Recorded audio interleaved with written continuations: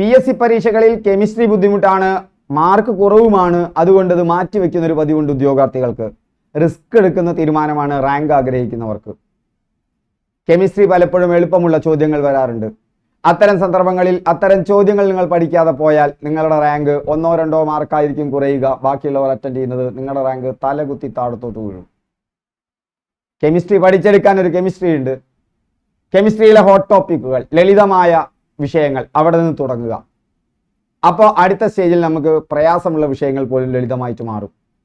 SCERT text ബുക്കുകളെ ആശ്രയിക്കാതെ അവിടെ നിങ്ങൾക്ക് ചെയ്യാൻ പറ്റാവുന്ന SCERT ടെക്സ്റ്റ് ബുക്ക് പഠിക്കേണ്ടവർക്ക് പഠിക്കാം, നല്ലതാണ്. പക്ഷെ SCERT ടെക്സ്റ്റ് ബുക്കുകളെ ആശ്രയിക്കാതെ നമുക്ക് വളരെ പെട്ടെന്ന് പഠിച്ചെടുക്കാൻ പറ്റാവുന്ന മറ്റൊരു സോഴ്സാണ് സാക്ഷരതാ മിഷന്റെ 7ാം തരത്തിലെയും 10ാം തരത്തിലെയും തുല്യതാ പരീക്ഷകൾക്കുള്ള മെറ്റീരിയൽ അവരുടെ സൈറ്റിൽ കിട്ടും.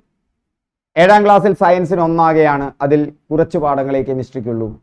10ാം ക്ലാസ്സിൽ കെമിസ്ട്രിക്ക് മാത്രമായിട്ട് പുസ്തകമുണ്ട്, ലളിതമായി നമുക്ക് മനസ്സിലാകും. അപ്പൊ ഇന്ന് നമ്മൾ കെമിസ്ട്രിയിലെ 2 ഹോട്ട് ടോപ്പിക്കുകളാണ് ഇന്നും നാളെയുമായി പരിചയപ്പെടാൻ പോകുന്നത്. തീർച്ചയായും നിങ്ങൾക്ക് ഇത് മനസ്സിലാകും. ഏറ്റവും കൂടുതൽ ചോദ്യങ്ങൾ വരുന്ന ആറ്റങ്ങളും പീരിയോഡിക് ടേബിളുമാണ്. ഇന്ന് ആറ്റങ്ങൾ, അത് മനസ്സിലാക്കി കഴിഞ്ഞാൽ നാളെ പീരിയോഡിക് ടേബിൾ ഈസി ആയിട്ട് മനസ്സിലാവും. ഹായ് ഫ്രണ്ട്സ്, എൻ്റെ പേര് രഘുനന്ദൻ MV. വിൻഡോജുവിൻ്റെ പുതിയ ക്ലാസ്സിലേക്ക് സ്വാഗതം. ക്ലാസ് തുടങ്ങുന്നതിന് മുമ്പ് സബ്സ്ക്രൈബ് ചെയ്യാത്തവർ ഒന്ന് സബ്സ്ക്രൈബ് ചെയ്യുക. അതുകൂടാതെ നമുക്ക് എല്ലാ ദിവസവും യൂട്യൂബ് ലൈവ് ക്ലാസ്സുകളുണ്ട്. പുതിയ കുട്ടികളുടെ ശ്രദ്ധയ്ക്ക് വീക്ക്ലി ലൈവ് ക്ലാസ് ഉണ്ട്. ഇപ്പോൾ ഒരു ആഴ്ചയായിട്ട് നമ്മൾ നടത്തുന്നില്ല, ഇപ്പോൾ അടുത്ത് തന്നെ നടത്തും. ഇപ്പോൾ ഈ 10th പ്രിലിംസിൻ്റെ തിരക്കും LGSൻ്റെ തിരക്കും ആയതുകൊണ്ടാണ്. അപ്പോൾ അതൊന്നുകൊണ്ട് കഴിഞ്ഞു കഴിഞ്ഞാൽ ഇപ്പം നമ്മൾ രോഗങ്ങളും രോഗകാരികളും നമ്മൾ ഒരാഴ്ചയായി തുടങ്ങിയിട്ട് അടുത്ത ആഴ്ചയോ അല്ലെങ്കിൽ തൊട്ടടുത്ത ദിവസമോ അതിൽ നിന്നൊരു ലൈവ് ക്ലാസ്, ഇതുവരെ ചോദിച്ച ചോദ്യങ്ങൾ മുഴുവൻ ഉൾപ്പെടുത്തിക്കൊണ്ട് ലൈവ് ക്ലാസ് കിട്ടും. അത് കൂടാതെയാണ് അതാത് പരീക്ഷകൾ വരുമ്പോൾ ക്രാഷ് കോഴ്സുകൾ. ഇപ്പം 10th പ്രിലിംസിനുള്ള ക്രാഷ് കോഴ്സാണ്. 14 ദിവസങ്ങൾ കൊണ്ട് പ്രധാനപ്പെട്ട ഹോട്ട് ടോപ്പിക്കുകളിലൂടെയാണ് നമ്മൾ യാത്രയാകുന്നത്. ഇങ്ങനെ ഓരോ പരീക്ഷയ്ക്കും ഉണ്ടാവും അതാത് പരീക്ഷ വരുമ്പോൾ. ഇന്ന് 2ാമത്തെ ദിവസമാണ്. ഭരണഘടന നമ്മളൊന്ന് പോയി, ഇന്ന് ഇതിൽ നിന്നൊരു എക്സാമും കിട്ടും. അപ്പോൾ ഇതൊക്കെ ലഭിക്കുന്നതിന് താഴത്തെ വാട്സപ്പ് ഗ്രൂപ്പിൻ്റെ ലിങ്ക് ഉണ്ട്, ആ ലിങ്കിൽ ജോയിൻ ചെയ്യുക. ഓക്കെ, നമുക്ക് ക്ലാസ്സിലേക്ക് പ്രവേശിക്കാം. അപ്പോൾ ആറ്റത്തിനുള്ളിൽ കാണുന്ന കണങ്ങളുടെ പേരും അവയുടെ ചാർജും തന്നിരിക്കുന്ന ശരിയായ ജോഡികൾ കണ്ടെത്തുക. എല്ലാവർക്കും അറിയാവുന്നതാണ്. നമ്മൾ എളുപ്പത്തുനിന്ന് വിഷമത്തിലേക്ക് പോകുന്നു. അപ്പോൾ അവസാനം വരെ കാണുക. അപ്പോൾ ഇവിടെ ഇലക്ട്രോൺ നെഗറ്റീവ് ചാർജാണ്. അറിയാത്തവർക്ക് നമുക്ക് പഠിച്ചെടുക്കാം. പ്രോട്ടോൺ ചാർജ് ഇല്ല, അതും ശരിയാണ്. പ്രോട്ടോൺ പോസിറ്റീവ് ചാർജാണ്, അല്ല, പ്രോട്ടോൺ ചാർജ് ഇല്ല എന്ന് പറയുന്നത് തെറ്റാണ്. Proton positive charge, neutron negative charge, അത് തെറ്റാണ്. അപ്പോൾ ഇവിടെ ആകെ ശരിയായിട്ടുള്ളത് ഇലക്ട്രോണും പ്രോട്ടോണുമാണ്, 1ഉം 3ഉമാണ്. സോ ഇവിടുത്തെ ആൻസർ 1, 3 ആണ്. ഓക്കെ, നമുക്ക് നോക്കാം എന്തെല്ലാമാണ് എന്നുള്ളത്. ഇപ്പോൾ ഇത് ഗാദി ബോർഡ് സ്റ്റേജ് 3ക്ക് ചോദിച്ച ചോദ്യമാണ്. ഞാനിപ്പോൾ ഇത് തരുന്നത് നിങ്ങൾക്ക് എന്തിൻ്റെയാണ്? തുല്യതാ പരീക്ഷയിലെ പാഠഭാഗമാണ്. അവിടെ കൃത്യമായി പറയുന്നുണ്ട് പ്രോട്ടോൺ എന്താണ്, ന്യൂട്രോൺ എന്താണ്, ഇലക്ട്രോൺ എന്താണ്. അറിയാവുന്നവർ ഫോർവേഡ് ചെയ്തോളൂ. വളരെ പ്രധാനപ്പെട്ട കാര്യങ്ങൾ ഇനിയും വരുന്നുണ്ട്. അല്ലാത്തവർ ശ്രദ്ധിച്ചിരിക്കുക. എന്താണ് പ്രോട്ടോൺ, എന്താണ് ന്യൂട്രോൺ, എന്താണ് ഇലക്ട്രോൺ, എന്താണ് ആറ്റം മാതൃകകൾ. നമുക്കൊന്ന് വളരെ പെട്ടെന്ന് കടന്നു പോകാം. പരീക്ഷയ്ക്ക് ആവശ്യമുള്ളത് മാത്രം പഠിച്ചുകൊണ്ട് കൂടുതൽ വിശദീകരണത്തിലേക്ക് പോകുന്നില്ല. എന്താണ് പ്രോട്ടോൺ, എന്താണ് ഇലക്ട്രോൺ, എന്താണ് ന്യൂട്രോൺ എന്ന് പറഞ്ഞാൽ ഇതാണ് ആറ്റം എന്ന് പറയുന്നത്. ആറ്റം എന്ന് പറഞ്ഞാൽ ദ്രവ്യത്തെ സംബന്ധിച്ചിടത്തോളം അത് ഉണ്ടാക്കിയിട്ടുള്ള ഏറ്റവും അടിസ്ഥാനപരമായ ഒരു കണമാണ് ആറ്റം എന്ന് പറയുന്നത്. ആ ആറ്റത്തിൽ നിങ്ങൾ നടുവിൽ കാണുന്നുണ്ടല്ലോ, ആ നടുവിൽ കാണുന്നതാണ് അതിൻ്റെ ന്യൂക്ലിയസ്. ആ ആറ്റത്തെ ചുറ്റിക്കൊണ്ടിരിക്കുന്ന ചില ആളുകളെ കാണുന്നുണ്ടല്ലോ, അതാണ് ഇലക്ട്രോൺ. ഇലക്ട്രോണിന് നെഗറ്റീവ് ചാർജാണ്, അത് അതിൻ്റെ ഒരു സവിശേഷതയാണ്. ഇപ്പം സ്ത്രീകളുടെ ശബ്ദം എന്താണ്? അവർക്ക് സവിശേഷമായി അല്ലേ, അവരുടെ ശബ്ദം പുരുഷന്മാരുടെ ശബ്ദത്തിൽ നിന്ന് വ്യത്യസ്തമാണ്. അതുപോലെ തന്നെ ഇലക്ട്രോണിൻ്റെ ഒരു സവിശേഷതയാണ് അതിൻ്റെ പോസിറ്റീവ് ചാർജ്, ഒരു പ്രോപ്പർട്ടിയാണ്. പ്രോട്ടോണിൻ്റെ ഒരു സവിശേഷതയാണ് അത് പോസിറ്റീവ് ചാർജ് പ്രോട്ടോൺ ന്യൂക്ലിയസിലാണ്. അതുപോലെ തന്നെ അവിടെ കാണുന്ന മറ്റൊരാളാണ് ന്യൂട്രോൺ. അത് പോസിറ്റീവോ നെഗറ്റീവോ അല്ല, അത് ന്യൂട്രൽ ആണ്. ഓക്കെ, അതിന് ചാർജ് ഇല്ല. ഇതാണ് ആറ്റത്തിൻ്റെ ഏകദേശ കാര്യം എന്ന് പറയുന്നത്. അപ്പോൾ ഇലക്ട്രോൺ നെഗറ്റീവ് ചാർജ്, അത് ന്യൂക്ലിയസിനെ ചുറ്റിക്കൊണ്ടിരിക്കുന്നു. പ്രോട്ടോൺ പോസിറ്റീവ് ചാർജ്, അത് ന്യൂക്ലിയസിലാണ്. അതുപോലെ തന്നെ നിങ്ങൾ ഓർക്കേണ്ടതാണ് ന്യൂട്രോൺ, അത് ന്യൂക്ലിയസിലാണ്, അതിന് ചാർജ് ഇല്ല. ഇത് പഠിച്ചെടുക്കാൻ എന്താണ് ഇത്ര വ്യത്യാസം? ഒരു പ്രയാസവുമില്ലാതെ ഒന്നോ രണ്ടോ കാര്യം നമുക്ക് ഓർമ്മിച്ചു കഴിഞ്ഞാൽ കിട്ടാവുന്ന കാര്യമല്ലേ. ഇനി ടെക്സ്റ്റ് ബുക്കിൽ കൊടുത്തിരിക്കുന്നത് നോക്കൂ. ടെക്സ്റ്റ് ബുക്കിൽ കൊടുത്തിരിക്കുന്ന ഭാഗത്തേക്ക് നിങ്ങൾ ശ്രദ്ധിച്ചാൽ നിങ്ങൾക്ക് കാണാൻ പറ്റും പ്രോട്ടോൺ എന്ന് പറയുന്നത് അതിൻ്റെ മാസ് 1.00727 ആണ്. അങ്ങനെ എടുത്തു കഴിഞ്ഞാൽ അതിൽ ഏറ്റവും ഭാരം കുറഞ്ഞത് ഇലക്ട്രോൺ ആണ്. അപ്പോൾ ഓർത്തിരിക്കുക, പ്രോട്ടോൺ, ന്യൂട്രോൺ, ഇലക്ട്രോൺ, ഇതിൽ ഏറ്റവും ഭാരം കുറഞ്ഞത് ഏതാണ്? ഇലക്ട്രോൺ ആണ്. പുറത്ത് കറങ്ങുന്ന ആ ചങ്ങാതിയാണ്. ഏറ്റവും ഭാരമുള്ളതോ ഉള്ളിലിരിക്കുന്ന പോസിറ്റീവ് ചാർജുള്ള, അല്ലെങ്കിൽ പോസിറ്റീവോ നെഗറ്റീവോ ചാർജ് ഇല്ലാത്ത ന്യൂട്രോൺ ആണ്. ന്യൂട്രോണിന് ചാർജ് ഇല്ല, പക്ഷെ ഏറ്റവും ഭാരം കൂടുതൽ. ഇലക്ട്രോണിനാണ് ഏറ്റവും ഭാരം കുറവ്, അത് എവിടെയാണ്? പുറത്ത് കറങ്ങുന്നു. അപ്പൊ ഭാരം കൂടുതലുള്ള ന്യൂട്രോണും അത് കഴിഞ്ഞാൽ ഭാരമുള്ള പ്രോട്ടോണും ന്യൂക്ലിയസിലായതുകൊണ്ട് ഒരാറ്റത്തിന്റെ മാസ്, ആ മാസിനെ കുറിച്ചാണ് ഞാൻ പറയുന്നത്. ഭാരം എന്ന് പറഞ്ഞാൽ അവിടെ മാസ് എന്ന് വിചാരിക്കുക. വിടവും ഭാരവും എന്താണെന്ന് ഞാൻ ഫിസിക്സ് ക്ലാസ്സിൽ പറഞ്ഞിട്ടുണ്ട്. അവിടെ നമ്മൾ ഓർത്തിരിക്കുക, ആ ഭാരം അല്ലെങ്കിൽ മാസ് അവിടെ കേന്ദ്രീകരിച്ചിരിക്കുന്നത് എവിടെയാണ്? ആറ്റത്തിന്റെ ന്യൂക്ലിയസിലാണ്. ആറ്റത്തിന്റെ ന്യൂക്ലിയസിലാണ് അതിന്റെ മാസ് കേന്ദ്രീകരിച്ചിരിക്കുന്നത്. ഏറ്റവും മാസ് കുറവുള്ളത് ആരാണ്? ഇലക്ട്രോൺ ആണ്. ഏറ്റവും കൂടുതൽ മാസ് ഉള്ളത് ആരാണ്? ന്യൂട്രോൺ ആണ്. ആറ്റത്തെക്കുറിച്ച് ഒരു ധാരണയായല്ലോ. ഇനി അടുത്ത ഭാഗത്തേക്ക് നമുക്ക് പോകാം. ഇവിടെ നോക്കുമ്പോൾ നമുക്കറിയാം, കണ്ടോ, ഈ പുറത്തുള്ള ആളാണ്, ഇങ്ങനെ കറങ്ങിക്കൊണ്ടിരിക്കുന്ന ആളാണ് ഇലക്ട്രോൺ. ഈ കാണുന്നതിനെയാണ് ന്യൂക്ലിയസ് എന്ന് പറയുന്നത്. ആ ന്യൂക്ലിയസിൽ പോസിറ്റീവ് ചാർജുള്ളതാണ് പ്രോട്ടോൺ എന്ന് പറയുന്നത്, ചാർജ് ഇല്ലാത്തതാണ് ന്യൂട്രോൺ എന്ന് പറയുന്നത്. ഓക്കെ, അപ്പൊ ന്യൂക്ലിയസിനെ ചുറ്റിക്കറങ്ങുന്ന കണിക നിങ്ങൾ നേരത്തെ കണ്ടു, അതാരാണ്? ഇലക്ട്രോൺ ആണ്. ആറ്റത്തിലെ നെഗറ്റീവ് ചാർജുള്ള കണം ഇലക്ട്രോൺ ആണ്. ഇതൊക്കെ പരീക്ഷയ്ക്ക് വന്നാണ്, ഞാൻ പറഞ്ഞതാണ്. ഇനിയും ചോദ്യങ്ങളുണ്ട് പരീക്ഷയ്ക്ക് വന്നത്. ഇതൊക്കെ നമുക്ക് സിമ്പിളായിട്ട് ചെയ്തുകൂടെ? നമ്മളൊന്ന് ജസ്റ്റ് ഓർമ്മിക്കാതെ പോയാൽ അതിൽ നിന്ന് ഉത്തരം കണ്ടെത്താൻ പറ്റിയില്ലെങ്കിൽ സങ്കടം എന്തായിരിക്കും? ഇത് ഏറെക്കുറെ പേര് ശരിയാക്കുന്നതല്ലേ. ഇനി നോക്കൂ, ഒരു ഹൈഡ്രജൻ ആറ്റത്തെ നിങ്ങൾ എടുക്കുക. ആ ഹൈഡ്രജൻ ആറ്റത്തിൽ ഒരു പ്രോട്ടോണുമുണ്ട്, ഒരു ഇലക്ട്രോണുമുണ്ട്. ഹൈഡ്രജൻ ആറ്റത്തിൽ എന്താ ഉള്ളത്? ഒരു പ്രോട്ടോൺ, ഒരു ഇലക്ട്രോൺ. ഓർത്തു വെക്കുക. ഈ ഒരു ഹൈഡ്രജൻ ആറ്റത്തിന്റെ ഭാരമാണ് ഒരു പ്രോട്ടോണിന് ഏകദേശം. കാരണം എന്താ? ഇലക്ട്രോണിന് ഭാരം നന്നേ കുറവാണ്. ഓക്കെ, ഇലക്ട്രോണിന് ഭാരം നന്നേ കുറവാണ്. ഭാരമില്ല എന്ന് തന്നെ നമുക്ക് കരുതാം. അപ്പൊ സാധാരണ ഹൈഡ്രജൻ ആറ്റത്തിൽ ന്യൂട്രോൺ ഇല്ല. അതുകൊണ്ട് തന്നെ അവിടെ ആ ഒരു പ്രോട്ടോണിന്റെ ഭാരം നോക്കിയാൽ മതി. ഇപ്പൊ ഒരു പ്രോട്ടോണിന്റെ ഭാരം എന്ന് പറയുന്നത് ഒരു ഹൈഡ്രജൻ ആറ്റത്തിന്റെ ഭാരമാണ്. ഇതിൽ മാർക്ക് കിട്ടുമല്ലോ. ഇനി അടുത്തത് നോക്കൂ, അടുത്തതും എളുപ്പമായിട്ട് കണ്ടുപിടിക്കാൻ പറ്റും. ഒരു ഹൈഡ്രജൻ ആറ്റത്തിൽ എത്ര ഉണ്ട്? ഒരു പ്രോട്ടോണുമുണ്ട്, ഒരു ഇലക്ട്രോണുമുണ്ട്. നമുക്ക് ഇങ്ങനെ കരുതുക, ഒരു ഹൈഡ്രജൻ ആറ്റത്തിൽ എന്തുണ്ട്? ഒരു പ്രോട്ടോണുമുണ്ട്, ഒരു ഇലക്ട്രോണുമുണ്ട്. അപ്പോൾ നമുക്ക് 1, 8, 18 എന്ന് കിട്ടി. 18ന്റെ ഇരട്ടി എത്രയാ? 3. 36. 36നോട് 1 കൂട്ടിയാൽ എത്രയാ? 37. ഒരു ഇലക്ട്രോണിന്റെ ഭാരം എന്ന് പറയുന്നത് ഒരു ഹൈഡ്രജൻ ആറ്റത്തിന്റെ 1837 ഒരു ഭാഗമാണ്. സിമ്പിൾ അല്ലേ? ഒരു ഹൈഡ്രജൻ ആറ്റത്തിൽ സാധാരണയായി ഒരു ഇലക്ട്രോണുമുണ്ട്, ഒരു പ്രോട്ടോണുമുണ്ട്. എന്നാൽ ന്യൂട്രോണുള്ള ഹൈഡ്രജൻ ആറ്റം ഉണ്ട്, നമുക്ക് പിന്നീട് പഠിക്കാം. അപ്പോൾ അവിടെ 18 എത്തി. അതിൻ്റെ ഇരട്ടി എത്രയാണ്? 36. അതിനോട് 1 കൂട്ടിയാൽ 37. ഒരു ഇലക്ട്രോണിന്റെ ഭാരം എന്ന് പറയുന്നത് ഒരു ഹൈഡ്രജൻ ആറ്റത്തിന്റെ 1837 ഒരു ഭാഗമാണ്. അത് എളുപ്പമാണല്ലോ. അപ്പോൾ അത് ഉറച്ചല്ലോ. ഇനി അടുത്തതിലേക്ക് പോകാം. അപ്പോൾ പ്രോട്ടോൺ ഉണ്ട്, ഇലക്ട്രോൺ ഉണ്ട്, ന്യൂട്രോൺ ഉണ്ട്. ഇനി പ്രോട്ടോൺ കണ്ടുപിടിച്ചത് ആര് എന്ന് ചോദിക്കും. പ്രോട്ടോൺ കണ്ടുപിടിച്ചത് ആരാണ്? പ്രോട്ടോൺ കണ്ടുപിടിച്ചത് ഓർമ്മിക്കുക, പ്രോട്ടോൺ റുദർഫോർഡ് ആണ്. പക്ഷെ ഓർക്കണം, പോസിറ്റീവ് ചാർജ് കണ്ടുപിടിച്ചത് റുദർഫോർഡ് അല്ല. പോസിറ്റീവ് ചാർജിന്റെ സാന്നിധ്യം കണ്ടുപിടിച്ചത് അതാരാണ്? നിങ്ങൾ കമന്റ് ചെയ്യൂ. അങ്ങനെ വ്യത്യസ്തമായി പഠിച്ചു പോകണം. പ്രോട്ടോൺ കണ്ടുപിടിച്ചത് ആരാണ്? റുദർഫോർഡ് ആണ്. കാരണം റുദർഫോർഡ് ആണ് പോസിറ്റീവ് ചാർജ് ഉള്ള ഒരു കണം ന്യൂക്ലിയസിലുണ്ടെന്ന് കണ്ടെത്തുന്നത്, ആറ്റത്തിന്റെ ന്യൂക്ലിയസിലുണ്ടെന്ന് കണ്ടെത്തുന്നത്. റുദർഫോർഡ് ആറ്റവുമായി ബന്ധപ്പെടുത്തി അവതരിപ്പിച്ച സിദ്ധാന്തമാണ് ഏതാണ്? സൗരയൂഥ സിദ്ധാന്തം. ആറ്റത്തിന്റെ സൗരയൂഥ സിദ്ധാന്തം, ആറ്റത്തിന്റെ സോളാർ മോഡൽ. ഓർത്തിരിക്കുക, റുദർഫോർഡ്. എന്നാൽ പോസിറ്റീവ് ചാർജ് കണ്ടുപിടിച്ചത് ആരല്ല? റുദർഫോർഡ് അല്ല. പക്ഷെ ഇലക്ട്രോണിന്റെ കാര്യത്തിൽ അങ്ങനെയല്ല.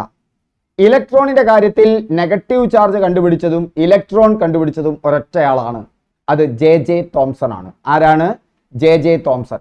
ജെ തോംസൺ അവതരിപ്പിച്ച ഒരു അറ്റോമിക മോഡൽ ഉണ്ട്. ആറ്റം മോഡൽ ഉണ്ട്. ആ ആറ്റം മോഡൽ ഏതാണ്?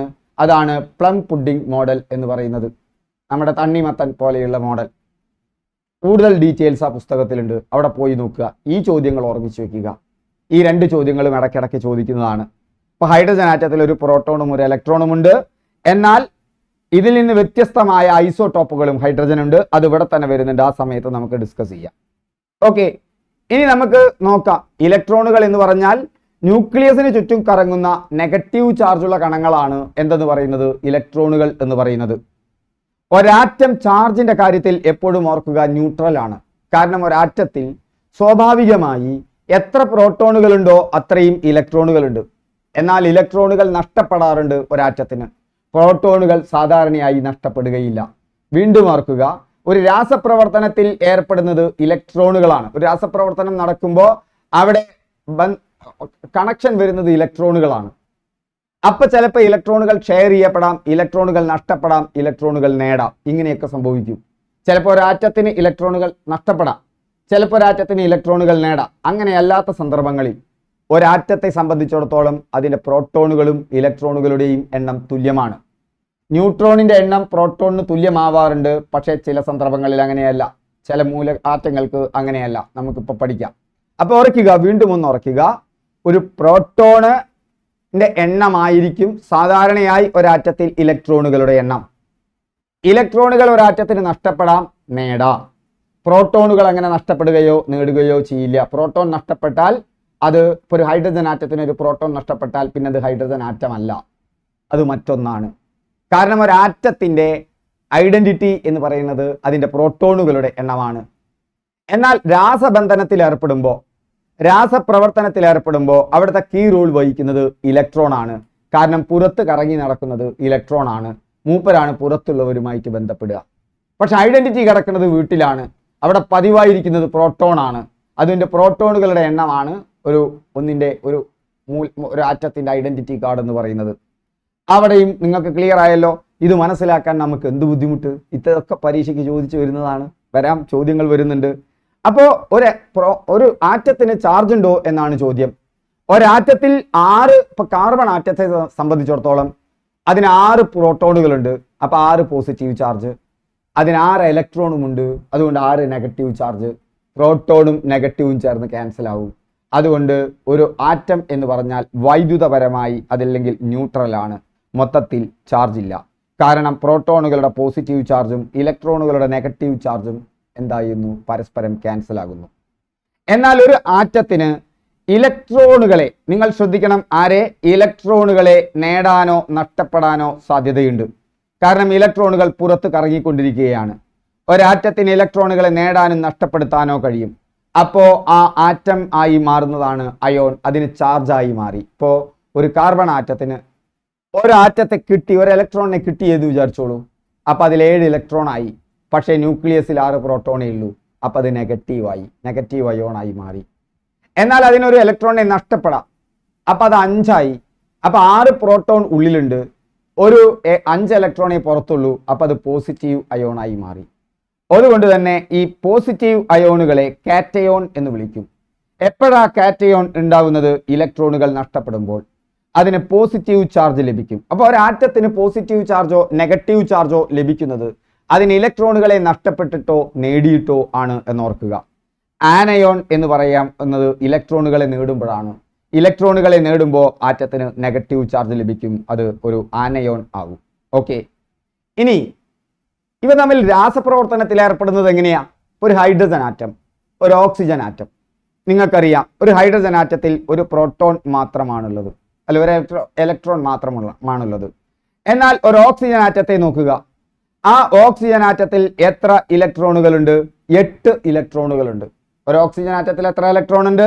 8 ഇലക്ട്രോൺ. ഓക്സിജൻ എന്ന് ആലോചിച്ചാൽ മതി, 2 ഓക്സിജൻ എന്ന് ആലോചിക്കുക. അപ്പൊ 8 എന്ന് കിട്ടും. ആ ഓക്സിജൻ ആറ്റത്തിൽ 8 ഇലക്ട്രോൺ ഉണ്ട്. ഇവ തമ്മിൽ രാസപ്രവർത്തനത്തിൽ ഏർപ്പെടുമ്പോഴാണല്ലോ ജലമായി മാറുന്നത്. ആ ജലമായി മാറുമ്പോൾ സംഭവിക്കുന്നത് എന്താണ്? ഈ ഹൈഡ്രജന്റെ ആറ്റത്തെ ഹൈഡ്രജനും ഓക്സിജനും കൂടി പങ്കിടുന്നു. ഇപ്പൊ ഹൈഡ്രജന് 2 എണ്ണം കിട്ടി. ഓക്സിജൻ ആകട്ടെ പുറത്ത് എത്ര ഉണ്ടായിരുന്നത്? 8 എണ്ണം ഉണ്ടായിരുന്നത്. ഇപ്പൊ നോക്കൂ, ഇവിടെ ഹൈഡ്രജൻ ഒരാളെയും കൂടി കിട്ടിയപ്പോൾ 10 ആയി മാറി. ഇപ്പൊ ഇവിടെ 2, 4, 6 6 3 9 മാറി അല്ലേ? ഇവിടെ നോക്കൂ, ഇവിടെ 3 ഉണ്ട്, ഇവിടെ 3 ഉണ്ട്, 6 ഉണ്ട്, ഇവിടെ 6 3 9 ഉണ്ട്, ഇവിടെ വീണ്ടും 2 ഉണ്ട് അല്ലേ? ഇങ്ങനെയായിട്ട് മാറില്ലേ? അപ്പൊ ഇവിടെ ഷെയർ ചെയ്യണം. കണ്ടുവോ? എന്താ ചെയ്യുന്നത്? ഷെയർ ചെയ്യുകയാണ്. നേരത്തെ എത്ര എണ്ണം ഉണ്ടായത്? ഇവിടെ 2 എണ്ണം ഉണ്ട് അല്ലേ? അങ്ങനെ മൊത്തം 8 എണ്ണം ഉണ്ടായിരുന്നു. ഇനി എന്ത് ചെയ്യുന്നു? ഹൈഡ്രജന്റെ ഇലക്ട്രോണുകളെ ഷെയർ ചെയ്യണം. ഇപ്പൊ ഹൈഡ്രജൻ 2 ആയി. ഈ ഹൈഡ്രജന്റെ ഓരോ ആറ്റത്തെ ഓക്സിജനും കൂടി കിട്ടി. എന്തുകൊണ്ട് കിട്ടുന്നു? അത് നിങ്ങൾ വിശദമായി പഠിക്കും. പക്ഷെ ഇവിടുന്ന് ചോദ്യം വരാറുണ്ട്. ഇങ്ങനെയാണ്. അപ്പൊ രാസപ്രവർത്തനത്തിൽ ഏർപ്പെടുന്നതിൽ കീ റോൾ വഹിക്കുന്നത് ആരാണ്? ഇലക്ട്രോണുകളാണ്. ഇലക്ട്രോണുകൾ ഷെയർ ചെയ്യുകയോ ഇലക്ട്രോണുകൾ നേടുകയോ ഇലക്ട്രോണുകൾ നഷ്ടപ്പെടുകയോ ആണ് ചെയ്യുക. നോക്കൂ, ഒരു ചോദ്യം. ഒരു മൂലകത്തിന്റെ രാസപ്രവർത്തനത്തിൽ നിർണായക പങ്ക് വഹിക്കുന്ന അറ്റോമിക കണങ്ങളേവ? ഇലക്ട്രോൺ ആണ്. രാസബന്ധനങ്ങൾ എന്ന് പറഞ്ഞാൽ എന്താ? രണ്ടോ അതിലധികമോ ആറ്റങ്ങൾ തമ്മിൽ ഇലക്ട്രോണുകളെ പങ്കിടുകയോ കൈമാറ്റം ചെയ്യുകയോ ചെയ്യുമ്പോഴാണ് രാസബന്ധനങ്ങൾ രൂപം കൊള്ളുന്നത്. ഇലക്ട്രോണുകളുടെ പുനഃക്രമീകരണമാണ് രാസപ്രവർത്തനങ്ങൾക്ക് കാരണമാകുന്നത്. ഓർത്തിരിക്കുക. നേരത്തെ ഞാൻ പറഞ്ഞു, ആറ്റത്തിലെ ഭാരം കുറഞ്ഞ കണം ഇലക്ട്രോൺ ആണ്. ആറ്റത്തിലെ മാസ് കുറഞ്ഞ കണം ഇലക്ട്രോൺ ആണ്. ആറ്റത്തിലെ മാസ് കൂടിയ കണം പ്രോട്ടോൺ ആണ്. ഓർത്തിരിക്കുക. അല്ല, ന്യൂട്രോൺ ആണ്. ന്യൂട്രോൺ കഴിഞ്ഞാൽ പിന്നെ ഭാരമുള്ളത് പ്രോട്ടോൺ ആണ്. അതുകൊണ്ട് തന്നെ അതിൻ്റെ ന്യൂക്ലിയസിൽ പ്രോട്ടോണുമുണ്ട്, ന്യൂട്രോണുമുണ്ട്. അതുകൊണ്ട് തന്നെ ഒരു ആറ്റത്തിൽ ഏറ്റവും കൂടുതൽ സ്ഥലം ശൂന്യ സ്ഥലമാണ്. അതിൻ്റെ നടുവിൽ ഒരു വലിയ ഫുട്ബോൾ ഗ്രൗണ്ടിൽ ഒരു ചെറിയ ഫുട്ബോൾ കൊണ്ടുവച്ച് കഴിഞ്ഞാൽ അത് ആണ് ഒരു ആറ്റത്തെ സംബന്ധിച്ചിടത്തോളം ന്യൂക്ലിയസ്. ആ ഫുട്ബോൾ ഗ്രൗണ്ട് ആറ്റമാണെങ്കിൽ, ആറ്റം അത്ര വലുതമല്ല, കാണാൻ പോലും പറ്റാത്തതാണ്. അതിനെ ഒന്ന് വലുതാക്കിയാൽ ആ ഫുട്ബോളിൽ അവിടെയാണ് ഭാരം മുഴുവൻ കേന്ദ്രീകരിച്ചിരിക്കുന്നത്. അതുകൊണ്ട് ആറ്റത്തിന്റെ മാസ് കേന്ദ്രീകരിച്ചിരിക്കുന്നത് ന്യൂക്ലിയസിലാണ്. ആറ്റത്തിലെ മാസ് കൂടിയ അറ്റോമിക കണം ഏതാണ്? ന്യൂട്രോൺ ആണ്. ആറ്റത്തിലെ മാസ് ഏറ്റവും കുറഞ്ഞ അറ്റോമിക കണം എന്ന് പറയുന്നത് ഏതാണ്? ഇലക്ട്രോൺ ആണ്. ഓർത്തിരിക്കുക. ഒരു ഹൈഡ്രജൻ ആറ്റത്തിന്റെ മാസിന് തുല്യമാണ് ഒരു പ്രോട്ടോണിന്റെ മാസ് ഏകദേശം. ഒരു ഹൈഡ്രജൻ ആറ്റത്തിന്റെ 1837 ഒരു ഭാഗമാണ്. അതും കൂടി ഓർത്തിരിക്കുക. 1837 ഒരു ഭാഗമാണ് എന്തിന്റെ ഭാരം എന്ന് പറയുന്നത്? ഒരു ഇലക്ട്രോണിന്റെ മാസ് എന്ന് പറയുന്നത്. ഒരു മൂലകത്തെ മറ്റു മൂലകങ്ങളിൽ നിന്ന് വ്യത്യസ്തമാക്കുന്ന കണം. നമുക്കറിയാം, ഒരു ആറ്റത്തിന് അതിന്റെ ഇലക്ട്രോൺ എപ്പോൾ വേണമെങ്കിലും നഷ്ടപ്പെടാം, എപ്പോൾ വേണമെങ്കിലും ഒരു ഇലക്ട്രോൺ നേടാം. പക്ഷേ ഒരു പ്രോട്ടോൺ അങ്ങനെ നേടുകയോ നഷ്ടപ്പെടുകയോ ചെയ്യില്ല. അങ്ങനെയാണെങ്കിൽ ഇത് വേറെ ആറ്റമായി മാറി. അപ്പോൾ ഒരാറ്റത്തിന് മറ്റു മൂലകങ്ങളിൽ നിന്നും വ്യത്യസ്തമാക്കുന്ന കണം പ്രോട്ടോൺ ആണ്. ഇപ്പം ഇവിടെ നമുക്ക് അറിയാം, നമുക്ക് അവിടേക്ക് അടുത്ത് പോകാം. ആറ്റത്തിലെ പോസിറ്റീവ് ചാർജുള്ള കണം ഏതാണ്? അപ്പോൾ പ്രോട്ടോൺ. ഒരാറ്റത്തിന്റെ ഐഡന്റിറ്റി കാർഡെന്നോ ഫിംഗർ പ്രിന്റ് എന്നിങ്ങനെ അറിയപ്പെടുന്ന കണം ഏതാണ്? പ്രോട്ടോൺ ആണ്. ഒരു മൂലകത്തെ മറ്റു മൂലകങ്ങളിൽ നിന്ന് വ്യത്യസ്തമാക്കുന്ന കണം പ്രോട്ടോൺ ആണ്. പ്രോട്ടോണിന്റെ മാസിന് തുല്യമായത് ഒരു ഹൈഡ്രജൻ ആറ്റത്തിന്റെ മാസ് ആണ്. അപ്പം നമുക്കൊരു ചെറിയ കാര്യത്തിൽ കൂടി പോയി നമുക്ക് വീണ്ടും ക്ലാസ്സിലേക്ക് പോകാം. ഹായ് ഫ്രണ്ട്സ്, ഞാൻ നിങ്ങളോട് പറഞ്ഞു, നിങ്ങൾക്ക് എവിടെയാണ് ചില സന്ദർഭങ്ങളിൽ നമ്മൾ സാക്ഷരതാ മിഷന്റെ പുസ്തകത്തെ ആശ്രയിക്കേണ്ടി വരും. ചില സന്ദർഭങ്ങളിൽ നമ്മൾ പ്രീവിയസ് ഇയർ ക്വസ്റ്റ്യൻസ് തന്നെയാണ് പഠിക്കേണ്ടത്. അങ്ങനെ വ്യത്യസ്ത സ്ട്രാറ്റജി വ്യത്യസ്ത സബ്ജക്റ്റുകൾക്ക് വേണം. പൊതുവായി നമ്മൾ SCRT+, കുറച്ചും കൂടി ചുരുങ്ങിയ ഒരു വേർഷനാണ് ഏതെന്ന് പറയുന്നത് ഈ സാക്ഷരതാ മിഷന്റെ പുസ്തകങ്ങൾ എന്ന് പറയുന്നത്. അങ്ങനെ SCRT+ പ്രീവിയസ് ഇയർ ക്വസ്റ്റ്യൻസ് ഉണ്ടെങ്കിൽ നമുക്ക് ഈ പരീക്ഷ ക്രാക്ക് ചെയ്യാം. അപ്പം നിങ്ങൾക്ക് നമ്മുടെ ക്ലാസ് കേട്ടുകൊണ്ട് ഓരോ ദിവസവും നിങ്ങൾക്ക് പഠിക്കാനുള്ളത് തരും. ഇതുപോലെ ക്രാഷ് സമയത്ത് ഓരോ ദിവസവും ഇത്തരം പ്രത്യേകം ക്രാഷ് ക്ലാസ്സുകൾ ഉണ്ടായിരിക്കും. അപ്പം നിങ്ങൾക്ക് മറ്റ് യൂട്യൂബ് ചാനലുകളോ ഗൈഡുകളോ ഉപയോഗിച്ചുകൊണ്ട് നിങ്ങളുടെ പഠനം പൂർത്തിയാക്കാം. അതല്ല, മുഴുവൻ മെറ്റീരിയലും വീഡിയോ ക്ലാസ്സുകളായി നിങ്ങൾക്കൊരു ഭാഗത്ത് വേണമെന്ന് കരുതുക. മുഴുവൻ മെറ്റീരിയലും വീഡിയോ ക്ലാസ്സുകളായി നിങ്ങൾക്കൊരു ഭാഗത്ത് വേണമെന്നുണ്ടെങ്കിൽ നമുക്ക് അതിൻ്റെ കോഴ്സുണ്ട്. അതേതിനൊക്കെയാണ്? 2025 വരുന്ന assistant salesman, village field assistant, assistant prison officer, beverages LDC, LGS various company corporation, ഈ മുഴുവൻ എക്സാമുകൾക്കുമായി നമ്മുടെ ട്രെയിനിങ് ആരംഭിച്ചിട്ടുണ്ട്. അവിടെ അതിൻ്റെ മുഴുവൻ വീഡിയോ ക്ലാസ്സുകളും ഒരു ലേണിംഗ് പ്ലാനോട് കൂടി കിട്ടും. നിങ്ങൾക്ക് അവിടെ ഇന്ന ദിവസം ഇന്നത് പഠിക്കണം എന്ന് പറഞ്ഞുകൊണ്ട് ഓരോ ദിവസവും എക്സാം ഉണ്ടായിരിക്കും. ഇതുപോലത്തെ യൂട്യൂബ് വീഡിയോ ക്ലാസ്സുകൾ റെക്കോർഡഡ് ആയിട്ട്, യൂട്യൂബ് വീഡിയോ മാത്രമല്ല അതിനപ്പുറത്തുള്ള ക്ലാസ്സുകളുമുണ്ട്. എല്ലാ സബ്ജക്റ്റും ഡീറ്റെയിൽ ആയിട്ട് കവർ ചെയ്യുന്നത്, പഠിക്കാൻ ആവശ്യമായത് മാത്രം തരുന്നത്. അതിൽ മോക്ക് ടെസ്റ്റുകളുണ്ട്, PDF നോട്ടുകളുണ്ട്, എല്ലാറ്റിൻ്റെയും വീഡിയോ ക്ലാസ്സുകളുണ്ട്. ഒരു വർഷത്തേക്ക് 499 രൂപ മാത്രമാണ്. ഒരു ഗൈഡിനേക്കാൾ കുറഞ്ഞ ചെലവിൽ നിങ്ങൾക്ക് കിട്ടും. ഒരു മാസം വെച്ച് അടയ്ക്കുകയാണെങ്കിൽ 100 രൂപയ്ക്ക് നിങ്ങൾക്ക് അത് ലഭിക്കും. ഇത് കൂടാതെ നമുക്ക് മറ്റൊരു കോഴ്സ് ഉണ്ട്. ലൈവ് ക്ലാസ്സുകൾ കിട്ടണമെന്നുണ്ടെങ്കിൽ ലൈവ് ക്ലാസ്സുകളോട് കൂടിയ ക്ലാസ്സുകൾ കിട്ടണം. നിങ്ങൾക്ക് എത്ര സംശയം വേണമെങ്കിലും ചോദിക്കാം, ആ സംശയം തീർത്തേ പോകൂ. 1200 രൂപയാണ് ഒരു വർഷത്തേക്ക്. ഒരു മാസത്തേക്ക് 250 അല്ല, 150 രൂപയാണ്. ഇത് കൂടാതെ വിൻഡോ എജുവിന് ഈ 2 കോഴ്സുകളും നിങ്ങൾക്ക് ഫിറ്റാണ്. പക്ഷെ നിങ്ങൾക്ക് പഠനത്തിൽ നിങ്ങൾക്ക് കൃത്യമായ ഒരു മാർഗദർശനം വേണം. നിങ്ങൾ തളർന്നിരിക്കുമ്പോൾ നിങ്ങളെ പ്രോത്സാഹിപ്പിക്കാൻ എന്നും ഒരാൾ ഉണ്ടായിരിക്കണം, ഒരു ഗ്രൂപ്പ് ഉണ്ടായിരിക്കണം. എല്ലാ സഹായങ്ങളും നിങ്ങൾക്ക് കിട്ടണം. നിങ്ങൾക്ക് മാത്സിൽ സംശയമുണ്ടെങ്കിൽ ആ സമയത്ത് തന്നെ ക്ലിയർ ചെയ്യാൻ ഒരു സംവിധാനം കിട്ടണം. ഇംഗ്ലീഷിൽ സംശയമുണ്ടെങ്കിൽ, മെമ്മറിയിൽ നിൽക്കുന്നില്ലെങ്കിൽ എങ്ങനെ മെമ്മറിയിൽ നിർത്താം, അങ്ങനെ ടൈം മാനേജ്മെന്റിന് ഇങ്ങനെയെല്ലാം നിങ്ങൾക്കൊരു മെന്ററെ വേണമോ? 200 പേരുടെ മാത്രം 200 പേർക്ക് 2025 തന്നെ സർക്കാർ 100 പേർക്ക് 2025 തന്നെ സർക്കാർ ജോലി എന്ന ടാർഗറ്റ് ചെയ്തുകൊണ്ട് വിൻഡോ എജുവിന് 100 പേർക്ക് മാത്രമായിട്ടുള്ള ഗോൾഡൻ ബാച്ച് ആരംഭിച്ചിട്ടുണ്ട്. ആ ഗോൾഡൻ ബാച്ചിലേക്കുള്ള അഡ്മിഷൻ തുടർന്നുകൊണ്ടിരിക്കുകയാണ്. അതിൽ നിങ്ങൾക്ക് ചേരാം.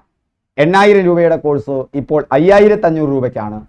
പക്ഷേ ഈ ദിവസങ്ങളിൽ ചേരുന്നവർക്ക് 4999 രൂപയ്ക്ക് അഫോർഡബിൾ പ്രൈസിൽ നിങ്ങൾക്കൊരു ഇപ്പോൾ 4999 എന്ന മാജിക് പ്രൈസിൽ ചേരാം. ഓക്കെ, നമുക്ക് ക്ലാസ്സിലേക്ക് പോകാം. മറ്റ് 2 കോഴ്സുകൾക്കും ചേരാൻ താഴെ ലിങ്ക് ഉണ്ട്. ആ ലിങ്കിൽ നേരെ പേയ്മെന്റ് നടത്തിയാൽ മതി. ഈ കോഴ്സിന് ചേരാൻ, ഈ ഗോൾഡൻ ബാച്ചിൽ ചേരാൻ തീർച്ചയായും നിങ്ങൾ എന്നെ വിളിക്കണം. നിങ്ങൾക്ക് കൂടി എനിക്ക് നിങ്ങളെ മനസ്സിലാക്കണം. നിങ്ങൾ തീരുമാനമെടുത്തിട്ടുള്ള ഒരാളാണെന്ന് അറിയണം. തിരിച്ച് നിങ്ങൾക്ക് എന്നെക്കുറിച്ച് മനസ്സിലാക്കണമല്ലോ. തീർച്ചയായും വാട്സപ്പ് ചെയ്യുക, വിളിക്കരുത്. ഞാൻ തിരിച്ചു വിളിക്കും. താല്പര്യമുള്ളവർ വാട്സപ്പ് ചെയ്യാം. ബാക്കി കാര്യങ്ങൾ അവിടെ സംസാരിക്കാം. നമുക്ക് ക്ലാസ്സിലേക്ക് തിരിച്ചു പോകാം. അപ്പോൾ ഇനി വരുന്നത് നമുക്ക് അതേ ഭാഗത്ത് തന്നെ നമ്മൾ എടുക്കുമ്പോൾ ഇനി നമുക്ക് പറയാനുള്ളതാണ് അറ്റോമിക നമ്പറും മാസ് നമ്പറും. പലരും കേട്ടിട്ടുണ്ട്, പലർക്കും തെറ്റാറുമുണ്ട്. അറ്റോമിക നമ്പർ നിങ്ങൾ കേൾക്കുമ്പോൾ തന്നെ ആലോചിക്കൂ. അറ്റോമിക നമ്പർ എന്ന് പറയുന്നത് ആ ആറ്റത്തിന്റെ നമ്പറാണ്. ആ ആറ്റത്തിന്റെ ഐഡന്റിറ്റി കാർഡ് ഏതാണ്? ആ ആറ്റത്തെ മറ്റാറ്റങ്ങളിൽ നിന്നും വേർതിരിച്ച് നിർത്തുന്ന എന്താണ്? അതിലെ പ്രോട്ടോണുകളുടെ എണ്ണമാണ്. രാസപ്രവർത്തനത്തിൽ ഏർപ്പെടുന്നത് ഇലക്ട്രോണുകളുടെ എണ്ണമാണ്. അപ്പൊ ആറ്റത്തെ ആറ്റമാക്കി മറ്റുള്ളവരിൽ നിന്ന് വ്യതിരിക്തമാക്കി നിർത്തുന്നത് പ്രോട്ടോണുകളുടെ എണ്ണമാണ്. അതുകൊണ്ട് അതിന്റെ അറ്റോമിക് നമ്പർ എന്തായിരിക്കും? പ്രോട്ടോൺ ആയിരിക്കും. അതിന്റെ മാസോ, ആറ്റത്തിലെ മാസ് കൂടിയ ആളാരാ? ന്യൂട്രോൺ ആണ്. ന്യൂട്രോൺ മാസ് ആടാന്ന് പറയാറില്ലേ? നമ്മൾ ഓൻ മാസ് ആണെന്ന് പറയുന്നത് പോലെ ന്യൂട്രോൺ ഒരു മാസാണ്. മാസ് പറയുമ്പോൾ അതിൽ ന്യൂട്രോൺ ഇല്ലാതെ പറ്റില്ല. പക്ഷെ ഒപ്പം പ്രോട്ടോണും വേണം. ഇലക്ട്രോൺ വേണ്ട, അവൻ വളരെ ഭാരക്കുറവാണ്. അപ്പോൾ പ്രോട്ടോണും ന്യൂട്രോണും ചേർത്താണ് അതിൻ്റെ മാസ് നമ്പർ പറയുക. സോ സിമ്പിൾ ആണ്. ആറ്റത്തിലെ പ്രോട്ടോണുകളുടെ എണ്ണമാണ് അതിൻ്റെ അറ്റോമിക് നമ്പർ. ആറ്റത്തിലെ പ്രോട്ടോണുകളുടെയും ന്യൂട്രോണുകളുടെയും ചേർന്ന എണ്ണമാണ് അതിൻ്റെ മാസ് നമ്പർ. മാസ് അല്ലടോ കെമിസ്ട്രി, സുഖമായിട്ട് കിട്ടില്ലേ ഇതിലെ മാർക്ക്? സോ അതിനൊരക്ഷരമുണ്ട്. അറ്റോമിക് നമ്പർ പറയുക സെഡ് എന്നുള്ള അക്ഷരം കൊണ്ടാണ്. അറ്റോമിക് നമ്പർ പറയുക സെഡ് എന്നുള്ള അക്ഷരം കൊണ്ടാണ്.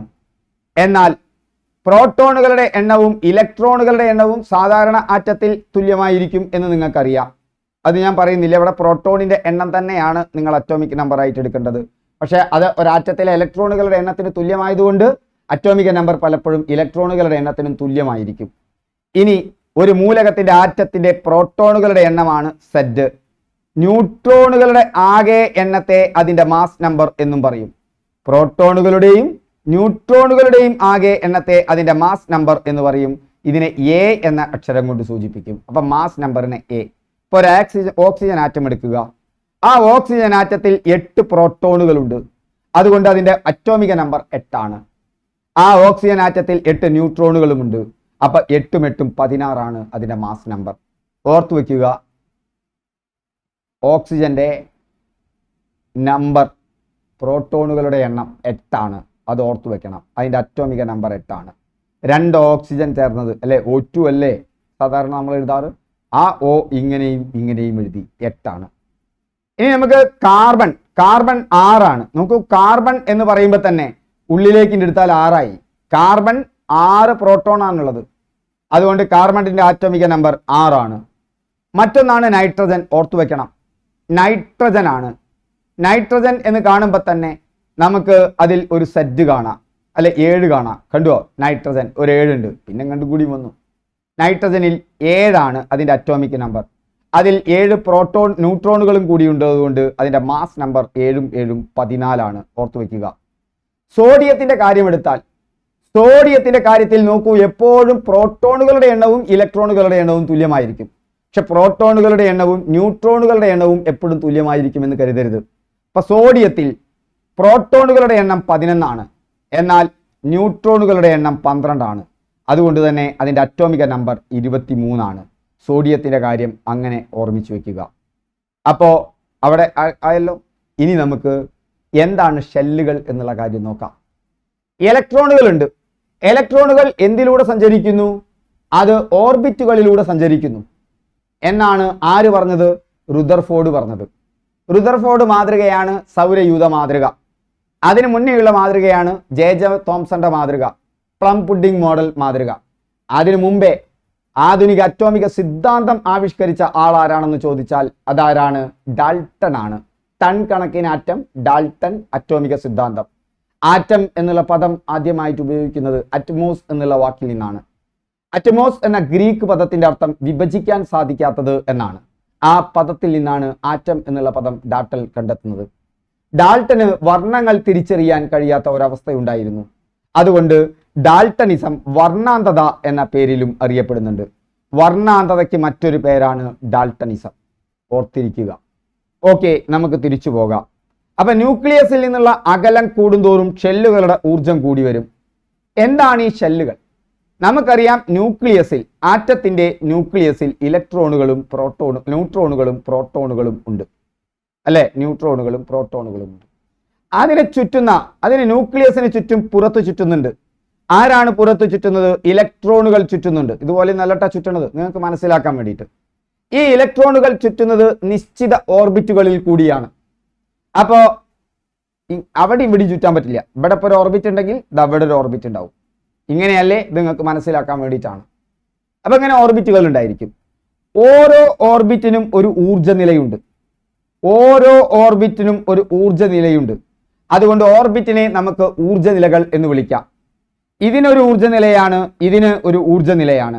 ഈ വ്യത്യസ്ത ഊർജ്ജ നിലകളുള്ള ഓർബിറ്റുകളിലൂടെയാണ് ആര് ചുറ്റുന്നത്? ഇലക്ട്രോണുകൾ ചുറ്റുന്നത്.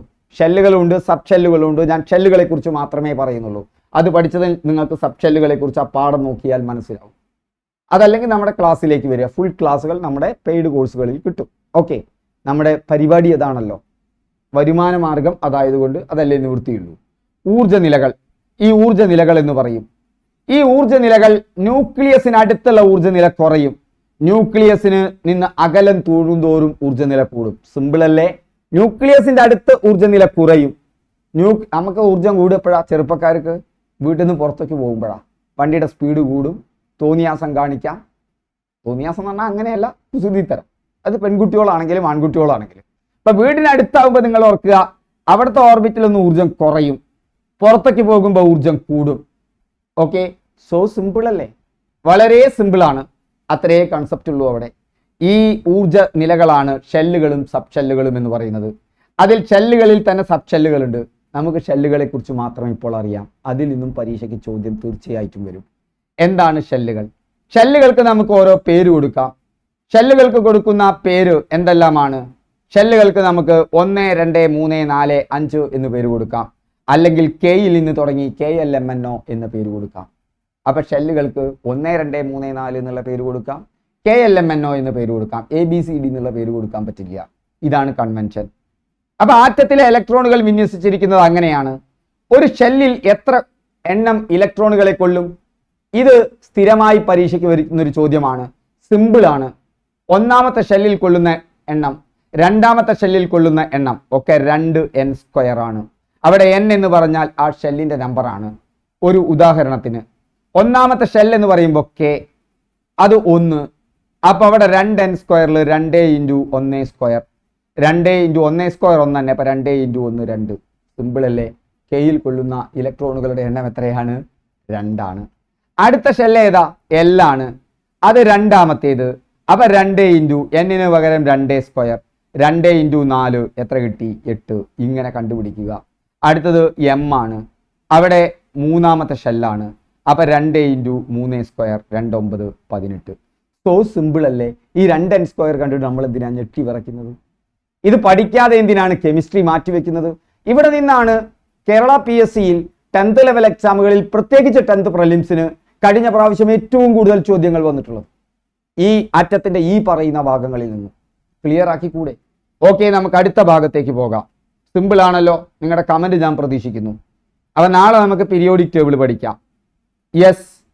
അപ്പൊ കെ ഷെല്ലിൽ ഉൾക്കൊള്ളുന്ന പരമാവധി ഇലക്ട്രോണുകളുടെ എണ്ണം, അതാ വീണ്ടും ചോദ്യം വന്നിരിക്കുന്നു. ഞാൻ ഇതൊക്കെ തരുന്നത് നിങ്ങൾ നോക്കുക 10th പ്രിലിംസിനാണ് അല്ലേ? 2n സ്ക്വയർ, 2n സ്ക്വയർ ആണ് ഇക്വേഷൻ. കെ ആണ് ഷെല്ല്. നമുക്കറിയാം KLMN എന്ന് പറഞ്ഞിട്ട് പേര് കൊടുക്കുക. അപ്പൊ 1, കെക്ക് 1. അപ്പോ 2 ഇൻറ്റു 1 സ്ക്വയർ സമം 2. യെസ്. അപ്പൊ ആറ്റത്തിന്റെ ന്യൂക്ലിയസിന് ചുറ്റുമുള്ള ഇലക്ട്രോണുകളുടെ സഞ്ചാരപാതയെയാണ് ഓർബിറ്റുകൾ എന്ന് പറയുന്നത്. അവയ്ക്ക് ഊർജ്ജ നിലകൾ എന്നും പറയും. അതായത് ഒരു ഓർബിറ്റിന് ഒരു ഊർജ്ജ നിലയുണ്ട്. ആ ഊർജ്ജ നിലയിൽ നിന്ന് അടുത്ത ഊർജ്ജ നിലയിലേക്ക് പോകണം ഒരു ഇലക്ട്രോൺ അടുത്ത. അപ്പൊ അതിനാവശ്യമായ ഊർജ്ജം നേടിയിരിക്കണം. ഒരു പുറത്തുള്ള ഒരു ഊർജ്ജ നിലയിൽ നിന്ന് ന്യൂക്ലിയസിന് അടുത്തേക്കുള്ള ഊർജ്ജ നിലയിലേക്ക് വരാൻ ആ ഇലക്ട്രോണിനെ അതിന്റെ ഊർജ്ജം നഷ്ടപ്പെടുത്തേണ്ടതുണ്ട്. അത് റിലീസ് ചെയ്യണം അവിടെ ഊർജ്ജം. ഇപ്പൊ ഊർജ്ജം സ്വീകരിക്കും തോറും പെട്ടെന്ന് ഊർജ്ജം ആയാലും ഒരു റിക്വയർഡ് ഊർജ്ജം ആയാലാണ് അടുത്തേക്ക് പോവുള്ളൂ. ഡിസ്ക്രീറ്റ് ആണ്. ഞാൻ അവിടേക്ക് പോകുന്നില്ല, അവിടേക്ക് പോകേണ്ട ആവശ്യമില്ല. നിങ്ങൾ ഇതിൽ ഒതുങ്ങി നിന്നാൽ മതി. ഓക്കെ. ന്യൂക്ലിയസിന് ചുറ്റുമുള്ള ഷെല്ലുകൾക്ക് നൽകിയിരിക്കുന്ന പേര് KLMN എന്നാണ്. ഓരോ ഷെല്ലിലും ഉൾക്കൊള്ളാൻ കഴിയുന്ന പരമാവധി ഇലക്ട്രോണുകളുടെ എണ്ണം 2n സ്ക്വയർ ആണ്. n എന്ന് പറഞ്ഞാൽ ആ ഷെല്ലിന്റെ നമ്പർ. അടുത്തത് നമുക്ക് മറ്റൊരാളിലേക്ക് പോകാം. പതിവ് ചോദ്യം വരുന്നതാണ്. ഒരേ അറ്റോമിക നമ്പറും വ്യത്യസ്ത മാസ് നമ്പറുമുള്ള ഒരു മൂലകത്തിന്റെ വ്യത്യസ്ത ആറ്റങ്ങളെ എന്തെന്ന് പറയുന്നു? ഒരിക്കൽ കൂടി ഓർക്കുക. അറ്റോമിക നമ്പർ എന്ന് പറയുമ്പോൾ ആ ആറ്റത്തിന്റെ നമ്പർ. ഒരാറ്റത്തെ ഒരാറ്റമാക്കി നമുക്ക് ഐഡന്റിഫൈ ചെയ്യാൻ, മറ്റാറ്റങ്ങളിൽ നിന്ന് ഐഡന്റിഫൈ ചെയ്യാൻ പറ്റുന്നത് അതിലെ പ്രോട്ടോണുകളുടെ എണ്ണം. കാരണം ഇലക്ട്രോണുകൾ നഷ്ടപ്പെട്ടേക്കാം, നേടിയേക്കാം. അതുകൊണ്ട് തന്നെ അത് ഉറപ്പ് പറയാൻ പറ്റില്ല. അതിലെ പ്രോട്ടോണുകളുടെ എണ്ണത്തെയാണ് നമുക്ക് അവിടെ ആറ്റത്തിന്റെ ഐഡന്റിറ്റി കാർഡ് എന്ന് പറയാൻ പറ്റുക. അതുകൊണ്ട് അറ്റോമിക നമ്പർ എന്ന് പറഞ്ഞാൽ പ്രോട്ടോണുകളുടെ എണ്ണം. എന്നാൽ മാസ് നമ്പർ എന്ന് പറഞ്ഞാലോ പ്രോട്ടോണിന്റെ എണ്ണം പ്ലസ് ന്യൂട്രോണിന്റെ എണ്ണം. ഇവിടെ ശ്രദ്ധിക്കേണ്ട ഒരു പോയിന്റ് ഉണ്ട്. ഒരേ അറ്റോമിക നമ്പറും വ്യത്യസ്ത മാസ് നമ്പറുമുള്ള ഒരേ മൂലകമായിരിക്കണം. ഒരേ മൂലകമാണെങ്കിൽ അതിന്റെ പ്രോട്ടോണിന്റെ നമ്പറിൽ വ്യത്യസ്തപ്പെടാൻ പറ്റില്ല. പക്ഷെ മാസ് നമ്പർ വ്യത്യാസപ്പെടണം. ഇപ്പൊ ഇവിടെ M1 ആണെങ്കിൽ ഇവിടെ M2 ആയിരിക്കണം. അപ്പൊ പ്രോട്ടോൺ രണ്ടിലും തുല്യമായിരിക്കും എന്ന് പറഞ്ഞാൽ അറ്റോമിക നമ്പർ തുല്യമായിരിക്കും. മറ്റാരാണ് മാറുക? ന്യൂട്രോണുകളുടെ എണ്ണത്തിൽ മാറ്റം വരും. അതായത് ഐസോടോപ്പ് എന്ന് പറഞ്ഞാൽ മറ്റൊരു തരത്തിൽ മനസ്സിലാക്കാം. ഒരേ പ്രോട്ടോണുകളുടെ എണ്ണം, വ്യത്യസ്ത ന്യൂട്രോണുകളുടെ എണ്ണം. വ്യത്യസ്ത ന്യൂട്രോണുകളുടെ എണ്ണം ആയതുകൊണ്ട് പ്രോട്ടോണിന്റെയും ന്യൂട്രോണിന്റെയും എണ്ണം ചേർന്നതാണ് മാസ്. എന്തുകൊണ്ട് അതിനെ മാസ് എന്ന് മാസ് നമ്പർ ആക്കി എടുക്കുന്നു? ഒരാറ്റത്തിന്റെ ഭാരം മുഴുവൻ, മാസ് മുഴുവൻ കേന്ദ്രീകരിച്ചിരിക്കുന്നത് അതിന്റെ ന്യൂക്ലിയസിലാണ്. അവിടെ പ്രോട്ടോണും ന്യൂട്രോണും ഉണ്ട്. അതുകൊണ്ടാണ് അത് മാസ് നമ്പറായി മാറിയത്. അപ്പോ ഒരേ അറ്റോമിക നമ്പറും വ്യത്യസ്ത മാസ് നമ്പറുമുള്ള ഒരേ മൂലകത്തിന്റെ ഒരേ മൂലകമായിരിക്കണം. വ്യത്യസ്ത ആറ്റങ്ങളെയാണ് ഐസോടോപ്പുകൾ എന്ന് പറയുന്നത്. സോ ഐസോടോപ്പുകളെ കുറിച്ച് മനസ്സിലാക്കിയാൽ അടുത്ത ചോദ്യം സിമ്പിളായിട്ട് പിടികിട്ടും. താഴെ തന്നിരിക്കുന്ന ജോഡികളിൽ ഐസോടോപ്പുകൾ ഏതല്ല? 10th പ്രിലിംസിന് തന്നെ ചോദിച്ചതാണ്. ഏതാണ് ഇവിടുത്തെ ഐസോടോപ്പ്? അതിന് മുന്നൊരു ചോദ്യം വന്നിട്ടുണ്ട്, അത് കഴിഞ്ഞിട്ട് പോവുക. താഴെ കൊടുത്തിരിക്കുന്നവയിൽ നിന്നും ഐസോടോപ്പുകളെ കണ്ടെത്തുക. നോക്കൂ, ഇവിടെ ഇത് ഐസോടോപ്പ് അല്ല എന്ന് കണ്ടാൽ തന്നെ അറിയാം. കാരണം ഒന്ന് C ആണ്, കാർബൺ ആണ്, മറ്റൊന്ന് നൈട്രജൻ ആണ്. ഒരേ മൂലകമല്ല എന്നറിയാവുന്നവർക്ക് അവിടെ തന്നെ ഉത്തരം കിട്ടി. കഴിഞ്ഞില്ലേ കാര്യം? ഇനി നോക്കൂ, ഇവിടെ കാർബണും നൈട്രജനുമാണ് തന്നിരിക്കുന്നത്, അതും പോയി. ഇവിടെ കാർബണും കാർബണുമാണ്, ശരിയാണ്. ഇവിടെ നോക്കൂ, ARഉം CAയുമാണ്. ഇത് എന്താ നിങ്ങൾ അറിയണ്ട, അറിയാതെ തന്നെ ഉത്തരം കിട്ടിയില്ലേ? ഇത്രയും സിമ്പിൾ ആയിട്ടുള്ള കെമിസ്ട്രി ചോദ്യങ്ങളെ കൊണ്ട് കളയണോ മക്കളെ? അടുത്തേക്ക് നോക്ക്, അടുത്ത കാര്യത്തേക്ക് നോക്ക്. അടുത്ത കാര്യം നോക്കുമ്പോൾ ഇവിടെ ഒരു കാര്യം കൂടി ശ്രദ്ധിക്കണം. വേറെ ഇതിൽ 3 എണ്ണം ഔട്ടാണ്, 2 എണ്ണം ശരി വന്നാൽ നോക്കുക ഇവിടെ തെറ്റിച്ചിട്ടുണ്ടോ എന്ന്. താഴെയാണ് അറ്റോമിക നമ്പർ എഴുതുക, മുകളിലാണ് മാസ് നമ്പർ എഴുതുക. താഴെ അറ്റോമിക നമ്പർ, മുകളിൽ മാസ് നമ്പർ. ഈ അറ്റോമിക നമ്പർ തുല്യമായിരിക്കണം, അത് ഉറപ്പിക്കുക, അതും കൂടി ഉറപ്പിക്കുക. ഇനി ഇവിടെ നോക്കൂ, എന്താന്ന് പോലും അറിയണ്ട. നോക്കൂ, ഇവിടെ H ആണ്, H1 എന്ന് ഇവിടെ തന്നിട്ടുണ്ട്, H2 എന്ന് തന്നിട്ടുണ്ട്, പോയി. ഇവിടെ 6 ആണ്, കാർബൺ ആണ്. ഓക്കെ, ഈ ജോഡി എന്താണ്? ഐസോടോപ്പാണ്. കാരണം ഇവിടെ 13ഉം ഇവിടെ 12ഉം ആണ്. അവിടെ ന്യൂട്രോണുകളുടെ എണ്ണം അഥവാ മാസ് വ്യത്യസ്തമാണ്. ഇവിടെയാണെങ്കിലോ ഇത് എച്ചും ഇയുമാണ്, പറ്റില്ല. ഇവിടെയും ശരിയാണ്, രണ്ടോടത്തും ഒന്നാണ്, ഹൈഡ്രജൻ ആണ്, പക്ഷെ ഇവിടെ 2ഉം 3ഉമാണ്. സോ ജോഡികൾ എന്ന് പറയുന്നത് നമുക്ക് കിട്ടി ഈ 2 ആളുകളാണ്, 2ഉം 4ഉമാണ്. അവിടെ ബി എന്നുള്ള ആൻസർ കിട്ടി. ഈ ചോദ്യം നമ്മൾ കൊണ്ടുപോയി കളയണോ എന്നാണ് എൻ്റെ ചോദ്യം. എത്ര സിമ്പിളാണ് കെമിസ്ട്രി. ഈ മാർക്ക് നമ്മുടെ കയ്യിലിരിക്കില്ലേ? എളുപ്പത്തിൽ നിന്ന് വിഷമത്തിലേക്ക് നമുക്ക് പിന്നീട് നിങ്ങൾ പഠിച്ചു കയറുക. ഓക്കെ, നമ്മുടെ സ്റ്റൈൽ ഇതാണ്. ഈ ക്ലാസ് ആണ് നിങ്ങൾക്ക് അവിടെയും കിട്ടുക. ഇവിടെ നിങ്ങൾക്ക് സംശയങ്ങളുണ്ടെങ്കിൽ ചോദിക്കാം എന്ന് മാത്രം. ഐസോടോപ്പുകൾ എന്ന് പറഞ്ഞൊരു ഭാഗം എവിടെയുണ്ട്? തുല്യതയ്ക്കുണ്ട്. അത് മൊത്തം വായിച്ചിരിക്കുക. അതിൽ കുറച്ച് പോയിന്റ്സുകൾ വളരെ പ്രധാനപ്പെട്ടതാണ്.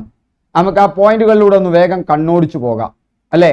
പ്രകൃതിയിൽ ഏറ്റവും കൂടുതൽ കാണപ്പെടുന്ന കാർബണിന്റെ ഐസോടോപ്പ്. കാർബണിന് ഒരുപാട് ഐസോടോപ്പ് ഉണ്ട്, അതാണ് കാർബൺ 12. ഓക്കെ, സസ്യങ്ങളിലെ പദാർത്ഥ വിനിമയം തിരിച്ചറിയാനുള്ള ട്രേസറായി ഉപയോഗിക്കുന്ന ഐസോടോപ്പ് ഫോസ്ഫറസ് 31. ട്രേസർ, സസ്യം, പദാർത്ഥ വിനിമയം, ട്രേസർ, ഐസോടോപ്പ് ഫോസ്ഫറസ് 31. ഒരു കഥയുണ്ടാക്കി പഠിച്ചു വെക്ക്.